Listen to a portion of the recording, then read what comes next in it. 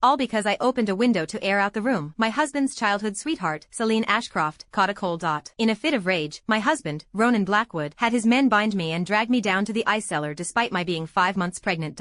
Don't think that just because you're carrying my child, you can bully Celine. If even a single hair on her head is harmed, I'll make you repay it 100-fold. Shivering violently from the cold, I knelt through tears, begging for forgiveness. I promised that from now on I would serve his precious sweetheart well to atone, that I would never again let her suffer even the slightest harm. He only gave a cold order to seal the cellar, saying I needed to be taught a lesson so it would be burned into my memory. A week later, when Celine finally recovered from her cold, he finally remembered me in the cellar. Vesper, have you truly realized your mistake? As long as you agree to kneel and apologize to Celine immediately, I'll spare you. What he didn't know was that by then, I had already frozen stiff in that ice cellar, and the child he had treasured so dearly no longer showed even the faintest sign of life. Chapter 1. What was Vesper thinking? She knew Celine was frail, yet she still opened the window and let her catch a severe cold. She must have done it on purpose to harm her. Ronan Blackwood hurled the thermometer onto the expensive cashmere rug. The sharp crack of shattering glass echoed through the living room, matching the violent fury burning in his eyes and dragging the entire space into a suffocating chill. The servants nearby didn't dare breathe. They shrank into the corners, trembling.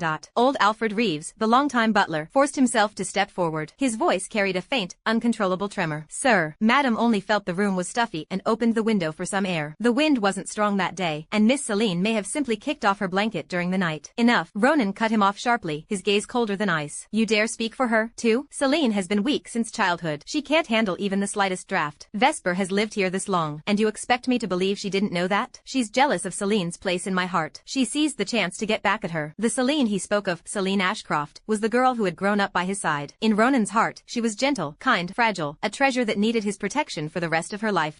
As for me, Vesper Whitlock, I was nothing more than a wife imposed on him by a family alliance. A woman who occupied the title of Mrs. Blackwood but had no place in his heart. Bring her here. His voice did not hold a trace of warmth. Soon, 2 bodyguards dragged me into the living room. At 5 months pregnant, my belly had already begun to show. Even the loose maternity dress couldn't hide the soft curve. The moment I heard his words, my face went pale. I struggled, desperate to explain.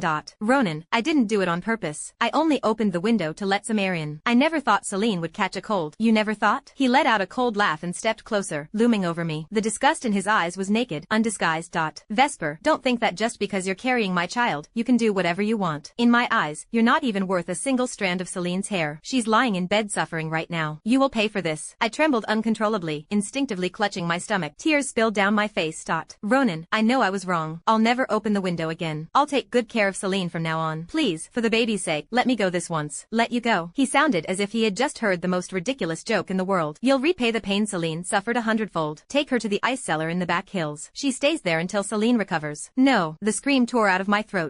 The ice cellar stayed below freezing year-round. At 5 months pregnant, how could I possibly survive that? Ronan, it's too cold in there. I'll freeze to death. The baby won't survive either. Please, punish me some other way. I'll do anything. He didn't even look at me. Carry out the order. Anyone who pleads for her will be punished as well. The bodyguards dragged me away as I struggled desperately, pulling me toward the ice cellar behind the estate. I looked back at Ronan's indifferent silhouette, my heart twisting like it was being carved apart. We had been married for a year. I had believed that if I treated him with sincerity, I could eventually warm his heart. Only now did I understand that, in his eyes, neither the child I carried, nor I, had ever been worth as much as a single finger of Celine Ashcroft. Chapter 2. Icy iron chains locked around my wrists and ankles, fastening me to a stone pillar in the center of the cellar. The piercing cold surged up from the soles of my feet, spreading through my entire body, cutting through the thin maternity dress and drilling straight into my bones. The cellar was empty, filled only with the slow drip of melting ice and the uncontrollable chattering of my teeth. I curled in on myself, arms wrapped tightly around my belly, trying to warm the child inside with what little body heat I had left.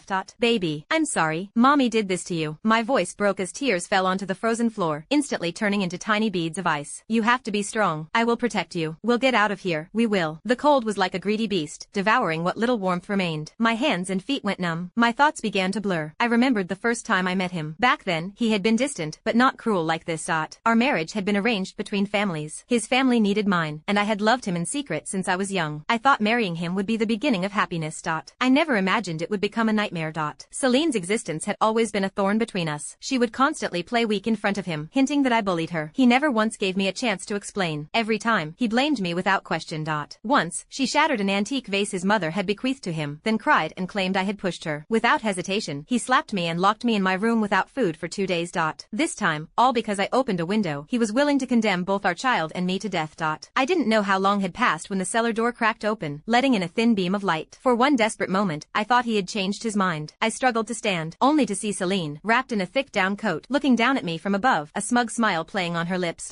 Vesper, how did you end up like this? She said in feigned surprise. He was just too worried about me, and acted impulsively when he punished you. Please don't blame him. Rage surged through me at her performance. Summoning every last bit of strength, I screamed hoarsely, you did this on purpose. Your cold was never that serious. You just wanted him to punish me. Vesper, how can you say that? Her eyes reddened with practiced grievance. I only came to check on you out of concern, and you're accusing me like this. If I had known, I wouldn't have come at all. She turned to leave, then deliberately raised her voice. It's so cold in here. Take care of yourself. Don't make him worry. The door shut again, plunging the cellar back into lifeless silence. I knew she had come only to provoke me. She wanted to watch me suffer. The cold intensified. A dull pain began to twist in my abdomen. I knew what it meant. My child was crying for help. I struggled frantically, trying to break free from the chains, but they were too strong. No matter how hard I fought, they didn't budge.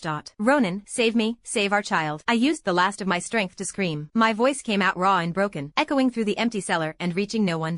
Chapter 3. Ronan sat at Celine's bedside, carefully tucking the blanket around her. She leaned weakly against his chest, her pale